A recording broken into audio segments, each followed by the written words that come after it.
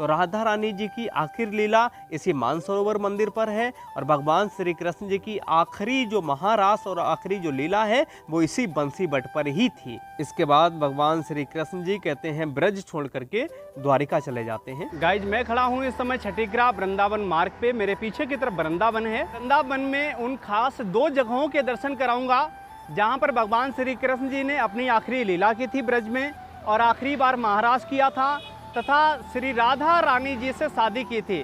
तो उन खास 2 जगहों के भी दर्शन आपको होने वाले हैं आज के इस वीडियो में। तो इसलिए वीडियो बहुत ज़्यादा महत्वपूर्ण होने वाला है, वीडियो को पूरा देखें। यह दोनों स्थान वृंदावन से बाहर हैं।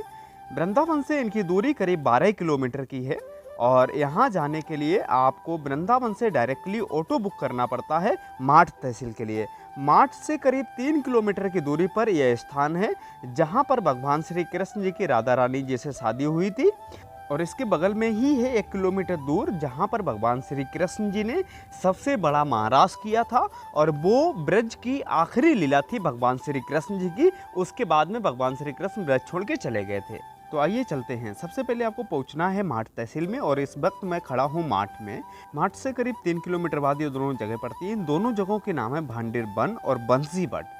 भांडेर वन जहाँ पर भगवान श्री कृष्ण जी की शादी हुई थी और बंसी बट जहाँ पर महाराज किया भगवान श्री कृष्ण जी ने। मेन रोड से आपको इस तरीके से गेट मिल जाएगा जिसमें ऊपर लिखा हुआ है राधा कृष्ण विवाह स्थल और यहाँ से आप चलेंगे तो आपको 500 मीटर की दूरी पर पड़ेगा भगवान श्री कृष्ण जी का वो पवित्र स्थान जहाँ पर भगवान श्री कृष्ण जी ने श्री राधा रानी जी के साथ में शादी रचाई थी। गाइज मैं फाइनल आ गया हूँ उस पवित्र स्थान भांडेर वन जहाँ पर भगवान श्री कृष्ण जी ने विवाह किया था श्री राधा रानी जी से।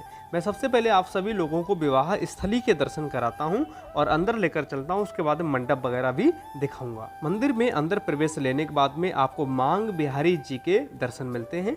मांग बिहारी जी भगवान श्री कृष्ण जी का नाम यहाँ पर इसलिए पड़ा, कहते हैं भगवान श्री कृष्ण जी ने श्री राधा रानी जी के मांग में सिंदूर भरा था तो मांग बिहारी नाम यहाँ पर, इसलिए बिहारी जी का नाम यहाँ पर मांग बिहारी पड़ गया है। मांग बिहारी के दर्शन करने के बाद में आप दर्शन करें भगवान श्री कृष्ण जी की राधा रानी जी से जब शादी हो रही थी और ब्रह्मा जी ने ये शादी संपन्न कराई थी। तो ये वो सुंदर और भव्य दर्शन है जो कि हमारे चैनल के माध्यम से आज आप कर रहे हैं। जो लोग ये नहीं मानते हैं कि भगवान जी की शादी राधा रानी जी के साथ में कभी हुई थी, उन सभी लोगों के लिए ये बहुत बड़ा प्रमाण है। आप लाइव देख सकते हैं। आप जो अभी तस्वीर सामने देख रहे हैं कैमरे में, ये वही प्रतिमा, ये वही भव्य दर्शन है जो भगवान श्री कृष्ण जी की शादी राधा रानी जी से करा रहे हैं। यहाँ पर भगवान श्री कृष्ण जी राधा रानी जी से उनका हाथ मांग रहे हैं। आप देख सकते हैं हाथ की प्रतिमा भी वैसी ही है और मौजूद है श्री ब्रह्मा जी जो कि शादी को संपन्न करा रहे हैं। और ये दर्शन हैं गोपिकाएं जो हैं वो दुर्वासा ऋषि जी को भोजन करा रही हैं यमुना के तट पर। ये वो दर्शन है जो कि आप कर रहे हैं। और उसके बाद में आप आ जाइए सीधा निकल करके मंदिर के बाहरी हिस्से में जिस जगह पर भगवान श्री कृष्ण जी का मंडप सजा था जब उनकी शादी कराई थी ब्रह्मा जी ने। तो ये जो सामने की तरफ आप देख रहे हैं ये वही स्थान है जहाँ पर भगवान श्री कृष्ण जी का मंडप लगाया गया था राधा रानी जी से विवाह के वक्त। आप देख सकते हैं लिखा भी है श्री राधा कृष्ण विवाह मंडप। इसी पेड़ के नीचे भगवान जी की शादी संपन्न कराई थी ब्रह्मा जी ने और ये पेड़ आज भी मौजूद है। कहते हैं प्राचीन काल में ये पेड़ की शाखाएं इतनी बड़ी हुआ करती थी कि यमुना जी के तट तक मौजूद हुआ करती थी और आज भी आप यहाँ पर लाइव दर्शन कर रहे हैं उस बट के जिसके नीचे शादी हुई थी।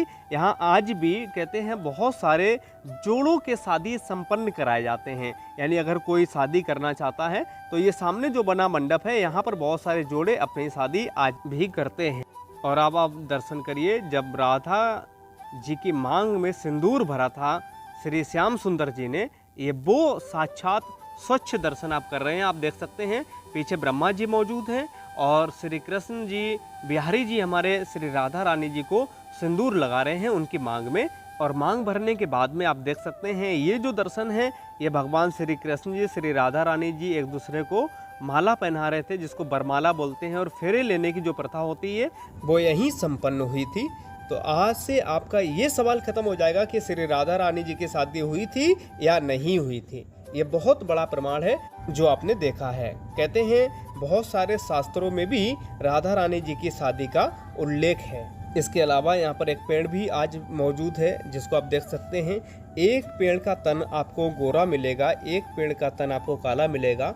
बहुत सारे लोगों का ये कहना है कि ये राधा रानी और भगवान श्री कृष्ण जी का ही प्रतीक है, जो आज भी एक साथ में मौजूद है इसी भांडेर वन में। और इसी के बगल में एक दूसरी जगह है, इस जगह को बोलते हैं बंसी बट।